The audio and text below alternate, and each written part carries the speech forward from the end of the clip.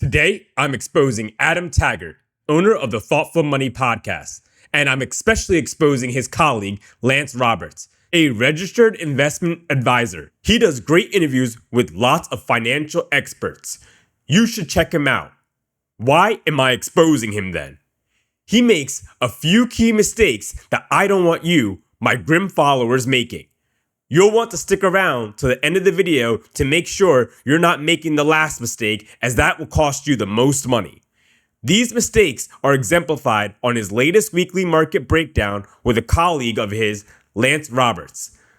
Leave a comment if you watch Thoughtful Money and what you think of it. Now, let's get into our first clip about NVIDIA and options. Which was that NVIDIA had its earnings. Everything was good. The question is, was it good enough? I mean, I think in general, another blowout of everything. Right. And my question for you here is are we getting to the point of peak NVIDIA time, or is this just, a pause in a magnificent continued run? First of all, one of the most interesting things that came out of that is that every options player lost money on NVIDIA. All right, this is my first point of contention with Lance. He says that every option player lost money on NVIDIA. I'm going to have to explain options for you a little bit, so bear with me here. An option is a bet that you can purchase on a stock that will let you make an outsized return at the risk of 100% loss of your bet. When you spend $5 on an option to purchase it, the option seller receives the $5. It's a net zero transaction. Therefore, if all the buyers of options lost money, then the sellers of options made money. It's not possible for everyone to lose money. This is why he's wrong. While this may seem like a minor point, if you're listening to a person who doesn't even understand the basics of options, then you should be skeptical of what else they have to say. I'm going to skip forward a couple minutes here, and now we are going to hear their insane comments about margins. Are you seeing this as like, hey, whatever, this is just a cooling off? I mean, the stock ripped 100%, like you said, over the past couple months. Or is there anything here that we can look at, either in its results, its guidance, or just its valuations, that could signify, this thing is just not going to keep outperforming stock-wise, forget about results-wise, but stock-wise, the way that it has so far, that the market's just become accustomed to? Sure. I mean, eventually, their margins are going to shrink. They did in this time. Now, I have to stop things here again. Lance says that eventually margins have to decline because the margins are so high. Now, let's look at NVIDIA's margins and see for ourselves. When we look at NVIDIA's margins, we can see that this company has continued to grow margins. If margins were going to eventually decline because the company was making so much money, why didn't it ever decline in its past? This is why you can't trust people like this when they don't bring up the graph in front of you. Notice that when I'm talking to you, I don't have my face on screen the whole time. I have the data on screen. That way you can see the data. But they don't show the data, so that way, if they are wrong, you'll never find out. Let's just think about this logically, though. If a company makes a lot of money and that means that new entrants have to come into the market, well then, why didn't that happen to Apple, Microsoft, or Facebook? Well, because these companies have a very large moat. Apple has iOS, Microsoft has Windows, Facebook has the network effect. When you look at NVIDIA, you'll find out that NVIDIA also has a huge moat. The barrier to chip making is huge, and they also have a network effect. It's hard to use competitors because everyone else is using NVIDIA already.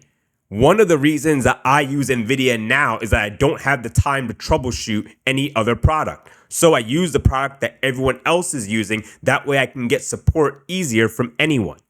Let me explain where he gets this idea from, though. If you are doing a very low barrier to entry job like dog walking and you're making $1,000 an hour doing it, well then of course other people are going to enter into the market and get that money. This is happening with adult content creation right now. This is not the same as NVIDIA's business. NVIDIA's business is chip design. chip design is very complex. And then on top of that, they have a huge network effect from all the people using their products and coding software to their products. The reason NVIDIA's gross margin has continued to grow is that they killed all of their competitors. Every single one of NVIDIA's competitors has died off. Intel and AMD are the last ones standing, and Intel is currently in a death spiral right now. Competing with NVIDIA has been certain death. Finally, let's hear how Adam misuses financial metrics. And again, you take a look at the underlying fundamental growth rates that this company is generating right now, with the expectation of what's coming in terms of data center buildouts. This stock has more room to go to the upside. We're very young in this cycle for AI development buildout. It's way too early to be calling, oh, is this a top? And until you start to see CapEx expenditures come down, Microsoft, Apple, Amazon, and Google all spending $1 trillion each over the next, really 3-4 years going into 2030, building out data centers. That's $4 trillion worth of data center build out. That's now, if something comes along, all of a sudden everybody says, oh, AI was a fad. You kind of like we did with the internet in 1999. Mm-hmm. Internet's a fad. It's never going to catch on. So if we don't need to build all these data centers, if we don't need to build out AI, if that, NVIDIA is going to be, struggling to keep valuations, but valuations are not expensive. I mean, even the idea that artificial intelligence is going to be a fad and that we're just going to stop investing in this and developing this technology, how can you take this guy seriously? You take a look at the company. Ford P's 27. It's got a PEG ratio, which is price to earnings growth of 1.45. So this is not an expensive company based on its trailing earnings growth. Okay. What's its price to sales these days? They just spent a ton of time explaining why NVIDIA is not overvalued. Adam then begins to talk about price to sales. The reason Adam does this is that if you look at NVIDIA's trailing price to sales, it looks bad. But you shouldn't just focus on one financial metric. That's why we look at the company in totality. Of course, NVIDIA's price to sales look bad right now. That's because the sales are growing extremely fast. When you are analyzing a growth company, you shouldn't be looking at the trailing metrics. You should be looking at the forward metrics. Now, if you don't believe that the company is going to hit the projected forward earnings, sure. But normally the analysts that cover these companies aren't extremely far off. These forward estimates are relatively reliable. If a company makes $1,000 last week, but then they tell you that they're going to make $1 million every day for the rest of their lives, of course, you shouldn't be valuing the company on the fact that it made $1,000 last week. You should value it based on the fact that it's going to be making $1 million a day in the future. Of course, this is if it's able to hit that number. Now, Lance tries to explain this further, but Adam isn't hearing it. This is the number one mistake that I don't want you guys to make. I don't want you guys getting stuck on disliking a company and then finding any reason why it should be bad. Instead, analyze a company first. Then watch that company. If your analysis ends up being wrong, then you need to eventually adjust. Adam refuses to do this.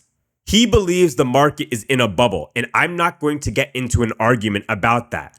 Even if the market is in a bubble, though, that doesn't mean that every single stock in the market is in a bubble. Artificial intelligence is clearly real, and it's growing at an exponential rate. Just because a stock goes up fast, and in this case, 32,000% over 10 years, doesn't mean that the stock is overvalued. The only thing you should look at is the current point. And at the current point right now, NVIDIA is still growing earnings, and the company is only trading at a 30 forward PE. Even if we were to use the trailing PE, though, it's not that expensive at a 50 trailing PE. While a 50 trailing PE might seem high, I've never seen anyone complain about Costco's 50 trailing PE.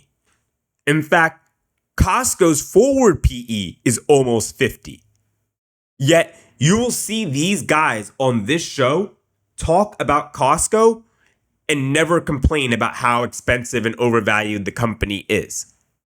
The conversation continues here, but I just wanted to point out these 3 mistakes in just a few minutes of their conversation. I notice this constantly and it drives me crazy.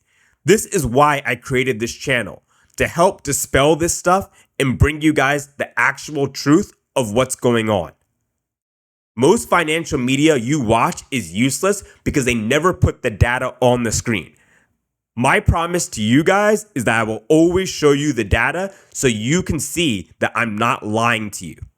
If you got any value out of this, please leave a like or leave a comment and let me know what I got wrong or how I can present things better.